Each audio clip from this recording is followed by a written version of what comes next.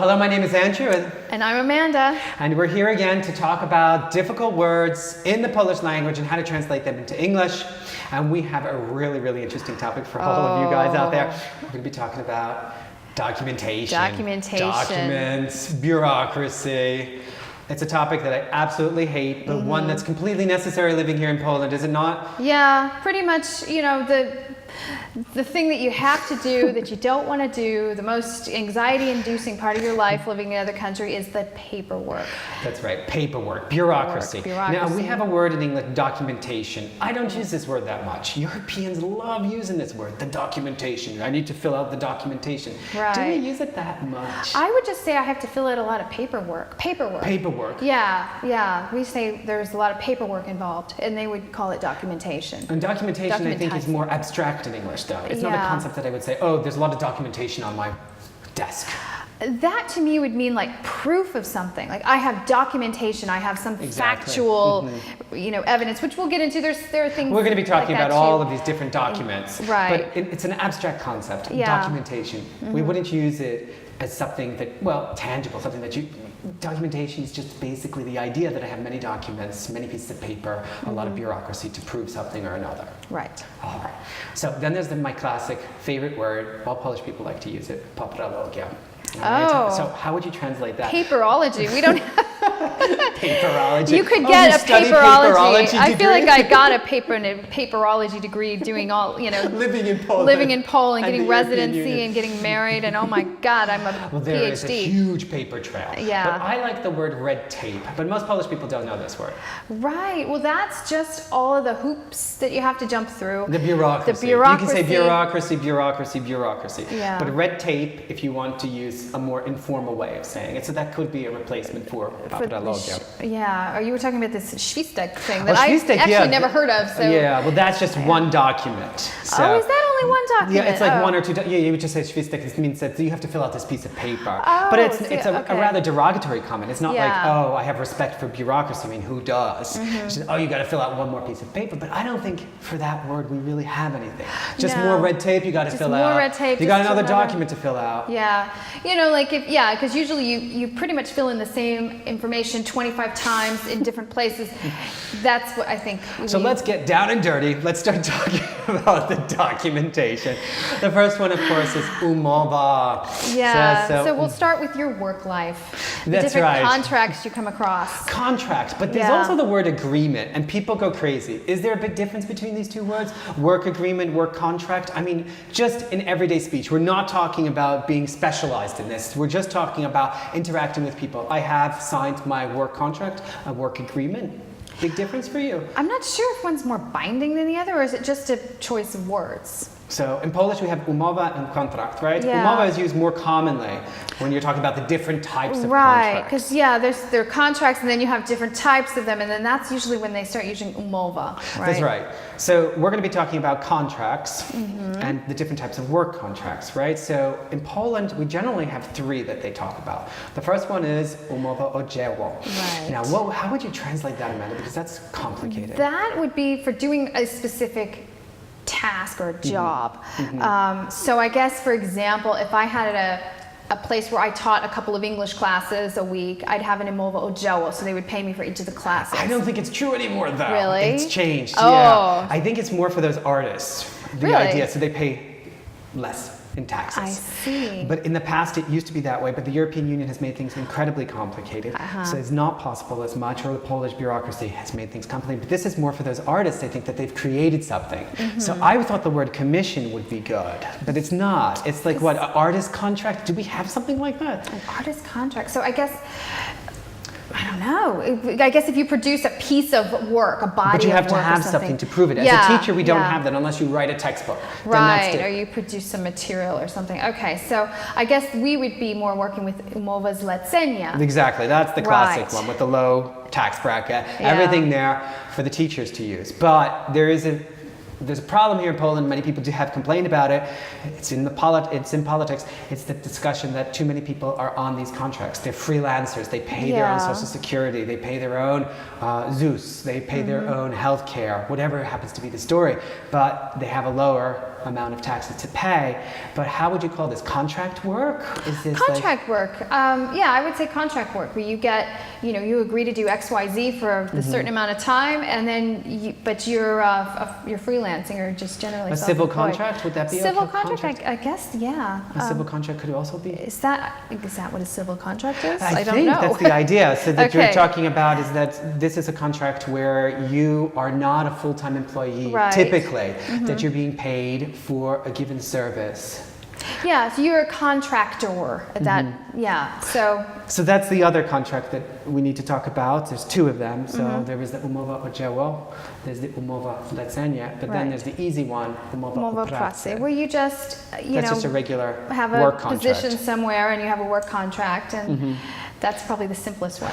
But how would I describe all three of these concepts in English, though? I mean, we're not going to say, oh, I have a commission contract. I mean, that would mean nothing to me as a person from New York, or if I were to say, oh, I have, I don't know, a civil contract. I don't think that the average person would understand what I'm talking about. Maybe not, especially if most people are just employed in a standard way. But I guess if people are self-employed, they probably are familiar with some of this. Yeah. If you say I'm a freelancer. So I'm an artist. I have a specific contract, or I'm a teacher. I teach at different institutions, and I'm not a full-time employee. I think you have to really explain it. Yeah. And otherwise, you say I'm a full-time employee.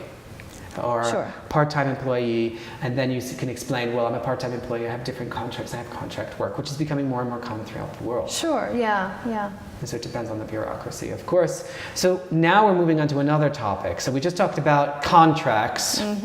Now we have one that I hate in particular, and that is, Amanda, ZAŚWIADCZENIE. Yes? ZAŚWIADCZENIE, OŚWIADCZENIE. Yeah, well, we're talking about ZAЩWIADCZENIE. Yes? Okay. So this is a really difficult one because it's almost used for everything. So we talked about it just before filming, that we're talking, it could be testimony. This is providing proof that something is the way you claim it to be. And you seem to have to do that a lot here. I don't... Yeah, they don't trust you here at all. That's just on your word. So you got to get your ZAЩWIADCZENIE. Yeah. So it's some sort of testimony, it's some sort of statement, it's some sort of, well, for example, if we're talking about ZAЩWIADCZENIE, lekarskie, that L4 that we talked about before, that is a doctor's note, right? Right, you get the sniffles, and rather than just call into work and cough a little bit, they send you got to go to the doctor and get a doctor's note. Doctor's note. What do we call it? A doctor's statement? Doctor's note. Doctor's note is okay. Yeah. But if we're talking about income, like dochod. So that would be proof of income, right? Proof of income or income statement? Income statement. Yeah, I mean, I guess a tax return is usually enough, but then is there a separate... That would be one way you would provide your proof of income, I guess. But they use it for so many of these things. I mean, certificate, could it also be that? ZAЩWIADCZENIE. Yeah. Because certificate is different. Yeah, it's a certificate that you've done something, completed a course or something like that. But maybe proof would be nice. Proof, yeah. I don't know. If you're talking about proof of income, would that be a proof statement? Of income? That's a statement. You have proof a statement. of income, yeah. ZAЩWIADCZENIE o dochodach is a statement, right? Right. Is it a separate document here? I would think so. Sometimes, I guess you're probably going to go through that when you guys have to buy some place, house or something. But do you have? So it's to here there seem to be a little few extra steps. Like it's not enough to provide the actual document. Then you have to have the second document that proves that you have a document or something like that. So ZAЩWIADCZENIE, I can't even pronounce it now at this point, is some sort of testimony, some sort of, proof. Right, proof. I like the word proof. But do you documentation, I guess, if you want to say that. ZAЩWIADCZENIE o miejscu zameldowania or zamieszkania or something like that, right? So that's proof of residency? Proof of residency. And I think it's different here because you have this zameldowanie, and that's just officially, I think it's a piece of paper you get, but you have to register at an address and have, this is, a separate document. Have registration, don't we? Well, you usually can just it's enough that you've got the address on your driver's license, or you get bills at this place, you're registered to vote at this place. Like, you don't have to have a separate thing. You don't have to go in and register in some office and have a piece of paper, you know. You're making me all confused. So I know. for the most part, I get all like keyed up about this topic too, because it seriously stresses me out. Is some sort of testimony, some sort of proof. It can be a statement. Yeah, a statement of blah, blah, blah. But right? we're getting more complicated, because then you have oświadczenie, which can also be a statement. Yes. And can also be, well, we would use this, like my wife is writing a documentation, she says, I am stating this, right? That, for example, I no longer use these services, so why I wish to discontinue using T-Mobile. So you have to write some sort of oświadczenie, which is a different statement. A declaration, I guess? A declaration, there you go. Or an official statement. Official statement, which is a little bit different than the proof statement. I'm sorry, ZAŚWIADCZENIE is more proof statement, and the other one is declaring something. Oświadczenie, yes? All right. What about moving on to more complicated, zeznanie? Zeznanie? Yeah, which would also be a statement. Testimony, more right? Testimony, yeah. Like testimony, and I guess it's a statement. Is it anywhere other? Oh, yeah. Is it outside of court? No, like, generally it's in court, isn't it? Yeah. Okay, so only in court. So this is your testimony in court, right? I think. So this is where you're admitting to something, you're telling the truth. Yeah, yeah. All right. And so it doesn't necessarily, and it can be on paper as well. Yeah, I think so. Okay. But then, is that also the same thing? But I mean, statement in English, the problem in Polish is that they love to write these words and have them as nouns, and then they say, oh, okay, zaświadczenie, świadectwo, oświadczenie, and all of these words that they write. But in English, we'd say, oh, it's a declaration. You wouldn't put it at the top. Like decyzja, for example, is another one that...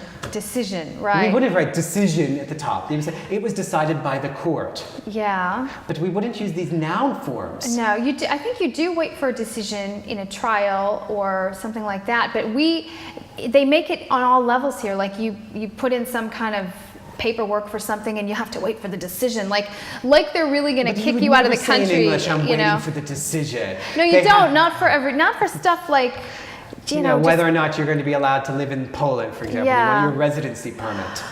Although there might be a decision there too in the States, like if you have to get a green card or something, like I think they probably make a decision about it. Well, yeah, of course they make a decision like about it, but would they write the decision?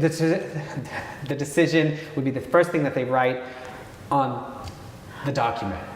I mean, the decision's in the mail. Is that okay? The decision's in the mail. The decision's in the mail, folks. They don't write checks here, so we'd have to just say the decision's in the mail. Okay, so the problem is that we just don't use them as often. Statement is a general word that we can use. Testimony, proof, we have all of these words, but how do you use them? This is really bureaucratic, and it really depends on the institution that you're working with. So if you're in the United States, or if you're in Canada or Great Britain or Australia, there will be differences. And in the European Union there will be as well. But if you're just talking generally to people, I think that the way that we've described some of these things, it's much easier. And with wezwanie, oh, that's a scary one.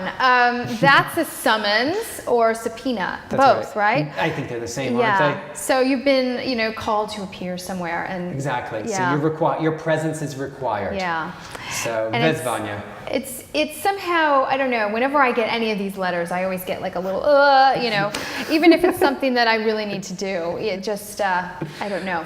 All right. So that's easy. Subpoena or summons. Summons. Right. One or the other. That's a bit easier. Okay. Skierowanie. Skierowanie is referral. Referral, and usually it's at the doctor, but not always. Not only, it can also be HR. Okay. Right, we can be referred to another department, right? Sure. So I think that's possible. But referral, it's a really easy word. I think that Polish people need to learn this one, because they always say to me, Andrew, what's skierowanie? And it's referral. Right. And not to be confused with referrals, like when you have people who are going to say nice things about you. That's different. But well, that's more of a reference, right? Reference. Oh my God. I'm telling you, all these words are getting us more confused. My references, my referrals. So let's go over these. Oh no, referral is totally different. Okay, no, you're right. Okay, so umowa, contract. Yes. Agreement can also be used depending on technicalities, right? We have work contract, employment contract. I think that's general. Then I would describe all of the different ones that we've talked about. O dzieło, right? Zlecenie. I would describe that in a way that people would be able to understand you, because we're not going to automatically, as English native speakers, understand what you're talking about. Oh, it's a different contract, different taxes. Right. ZAŚWIADCZENIE, this we said would be more of a statement or testimony. OŚWIADCZENIE, we said that would be more of a statement but also declaration. Zeznanie is what we would say is more testimony or a statement again. We love the word statement. If you don't know, you can always go with statement. It's a good guess. Wezwanie, summons. Subpoena. Skierowanie, referral. Just stick with the referral. One word. And decyzja, we have the word decision, but we don't use it as much. And with most of these, we just don't use the noun form. Right. I had to swear, I had to give testimony, I had to state something. I had to state something. In Poland, I think you just like this much more regulated, and in English, I think there's so much variety that it becomes confusing. And for everyday talk, we just don't understand. And świadectwo, of course, is certificate, right? Right. Well, we made it through. If we made mistakes, please write to us and tell us, because I'm sure we have. Oh, we definitely have, but that's part of the fun. Yes, the spontaneity. Maybe you have different suggestions that you can talk about, because this is an awful topic, this red tape. And there's more. We just didn't get to all of it. There's plenty more. We could do a part 2 and part 3, but we won't. That's a good idea. No. I'm exhausted as is. So we hope this is somewhat useful. If you do have questions, please ask us here at Świat Języków. Amanda and I will be more than happy to answer these questions, or at least do some more research to figure out what they are in American English or British English or some other form of English, European English. Yes. So take care, enjoy. We'll be having many more of these wonderful talks, Amanda and Andrew, in the future. Take care. Bye-bye for now. Take care. Bye.